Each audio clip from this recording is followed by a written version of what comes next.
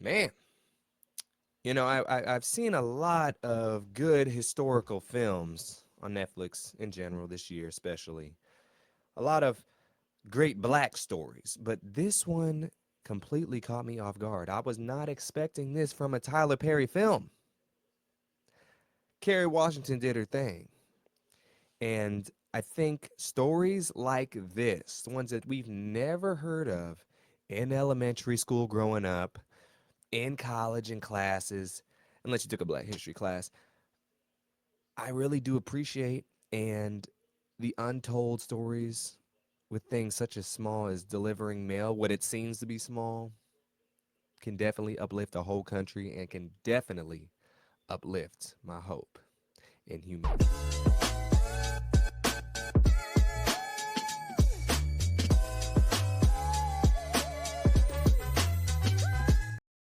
What is poppin', y'all? Welcome back to the DeAndre Way, where today we are reviewing the new Netflix film, The 666, starring Kerry Washington, just released on Netflix.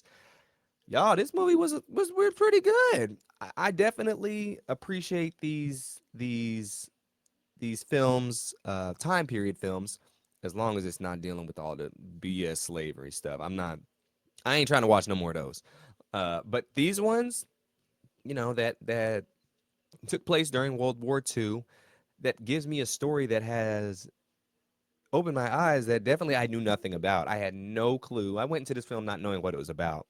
And salute to these ladies, a few of them still alive, and it's a shame that we have not really had any spotlight on them still today. The unsung heroes, as you would call it, no matter how late they come into the war.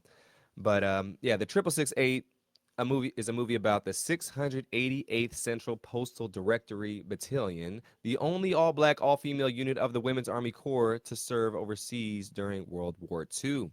Wow, 688th, 6,088th. I said 600. Um, that's a lot of battalions, but as well that's insane that this was the only all women one to serve overseas. I definitely know back in the day this was before the women's movement heavily came through with the equal pay and being treated just like as a man, to a sense of, I'll say, as a full human being. Like, women were not treated the way they should have been treated back in that day, and that was less than 100 years ago. So a long ways we have come, and I definitely like this story being told. It definitely needs to be shown in schools, and it was just, it was real, it was done, it was well put together. Everything came through, made sense. um Kerry Washington was giving me Denzel Training Day vibes. She definitely came through. And the other stars of the film would be Ebion Obsidian, Sarah Jeffrey, Oprah. I wouldn't say she was a star, but she was in it. Susan Sandrin, Greg Solkin, Shanice Williams. I do know Shanice Williams. She's a singer, I'm pretty sure. Donna Briscoe and Dean Norris. Shanice Williams. Who is Shanice? She's a singer. She was on Broadway. She did something. She did the Straight Outta Ah. Oh, that's right. She did something else on Broadway. She did the Wiz. That's right. She did the Wiz. I was like, what did she do that I know her from? But yes, this film was directed by Tyler Perry. About 2 hours, but it was amazing. I think definitely hearing this story, knowing that all these women had to go through to get respected. I mean, shout out to the major charity. She, she had to take all the bullets, and she was one of the first generals that was an African American woman. In Was she a general? She was a general. She was a general. She's a major. I'm tripping. But yes, the film, I liked it. I liked it. It didn't feel rushed. It didn't feel like we were missing a ton of details. Um, I definitely would recommend this film to others. I mean, I'm kind of like, sometimes it lets me a little speechless, just because the plot was simple. There was, okay, they needed the mail delivered to the army, to the soldiers on the front lines overseas. and then also their mail to get back to their families. And people, back then, I think the army colonels and sergeants, they underestimated the importance of what we're fighting for. Sometimes when you get in the thick of things, you forget, what am I even doing this for? When it's time to see a pic, when in regards to when you see a picture or get a letter from a loved one, then it kind of clicks back. I'm like, okay, this is what it's for. Because the war, this is 6 years into the war at this point. These soldiers are tired.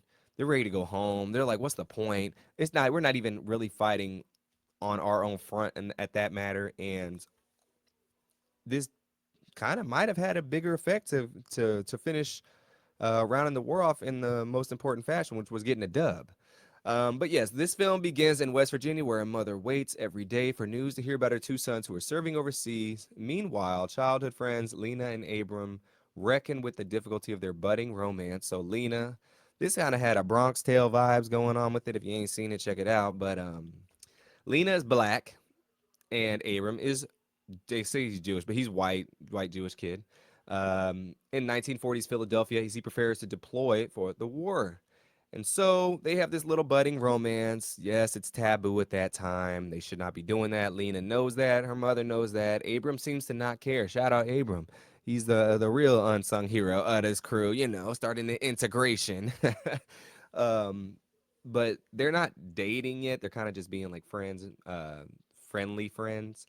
And soon Abram departs for the war, and he dies shortly after enlisting. And a heartbroken Lena vows to enlist after high school graduation to kind of fulfill, I guess, his prophecy. Very sad, sad in the beginning. I think that this part really didn't. They rounded it out to make it seem like it was truly like, okay, part of the story in general, but it wasn't. It was just kind of a side story that seemed like the main one at first. Um, I didn't think this needed to be in the film per se. This black and white love story. It kind of helped later on with showing the more human side of things when they're over there and going through all the letters. Um, who knows if this part of the story was actually true? I don't know.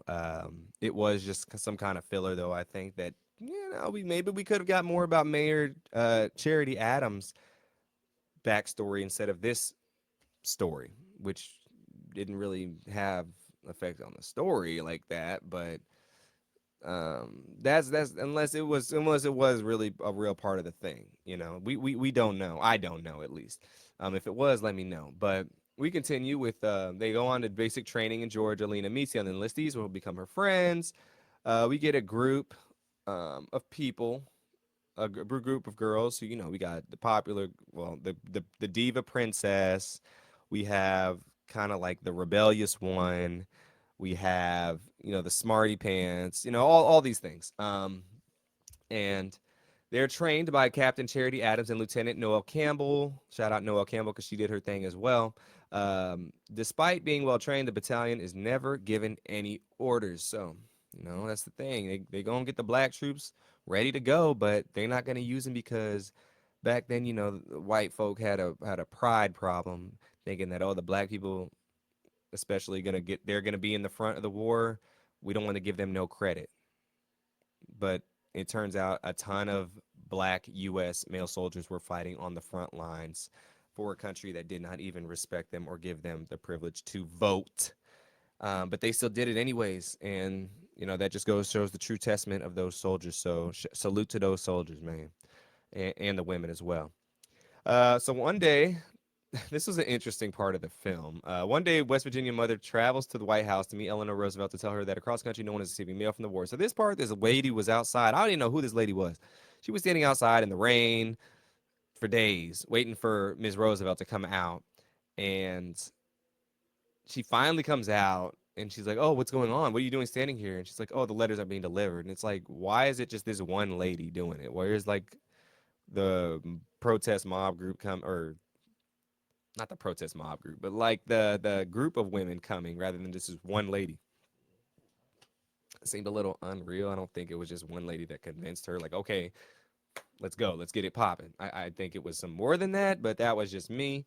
Um, and so they start discussing the problem and whatnot. And the general soon admits that mail is not being delivered, but explains that despite assigning several units to the job, including a women's unit, the task is a logistical nightmare. They have no to prioritize the actual fighting. And Bethune maintains that the Black Women Army Corps is up to the task.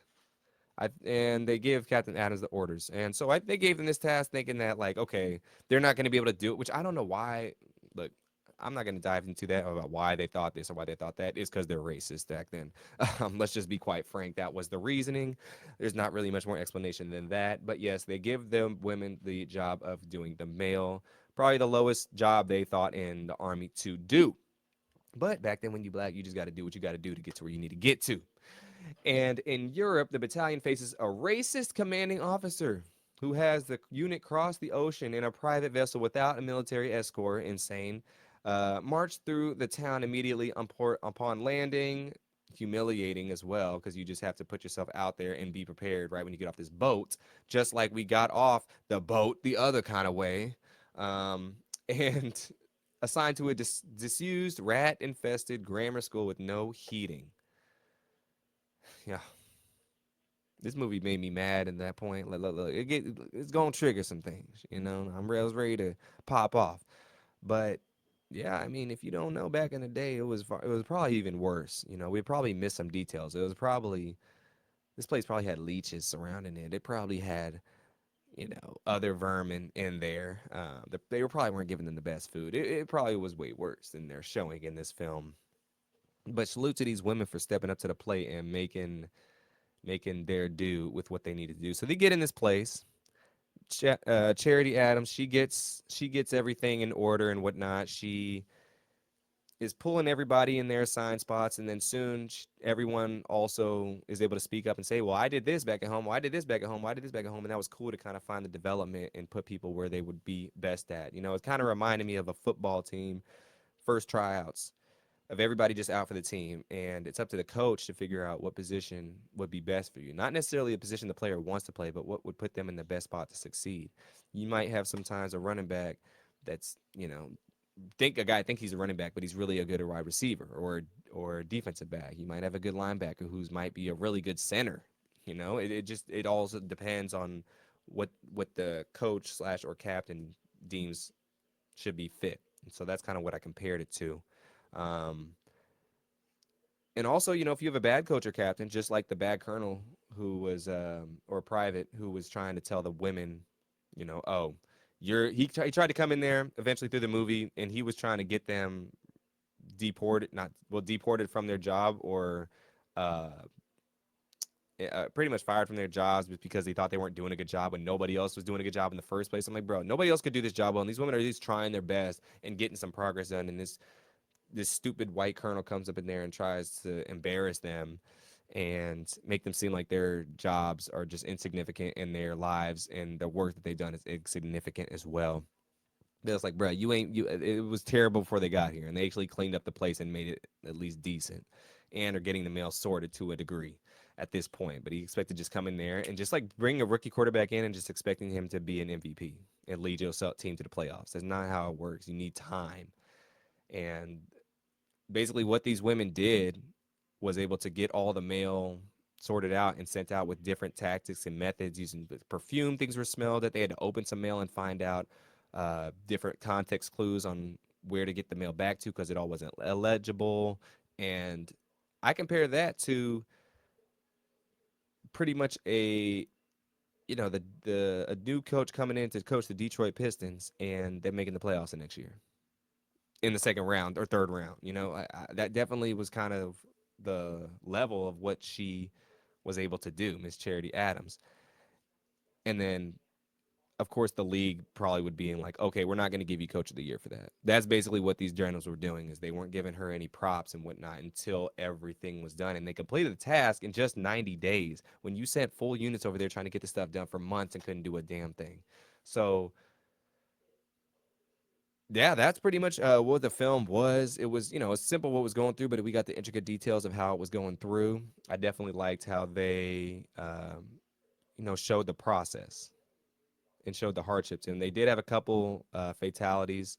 Two women went over a landmine and the mail truck blew up. So there was some danger over there as well, which was a very sad part. But and also we had the side slash main story of Lena being able to find the letter from her ex boyfriend ish, and she was able to go to his gravesite and finally say a proper goodbye. So that was a film, y'all, in a nutshell. I think it's a good watch. I think it's very quality. I'd actually, this is probably one of Tyler Perry's best films. I was shook by it. This is not usually the content he puts out. But shout out Tyler Perry for this one, man. We need more stories like this to be told. Great job with the whole cast and crew. They did what they needed to do. I mean, I was looking at old pictures. And they look exactly like they did in the film, in back in the day. So in those regards, I definitely love the attention to detail they put in behind in the wardrobe and the mood and everything that it came to. So, and also the language too.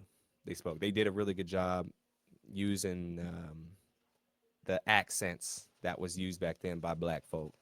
So, check this movie out, y'all. I definitely recommend it. The triple 68, and let me know what you think. Did you like it? Did you love it?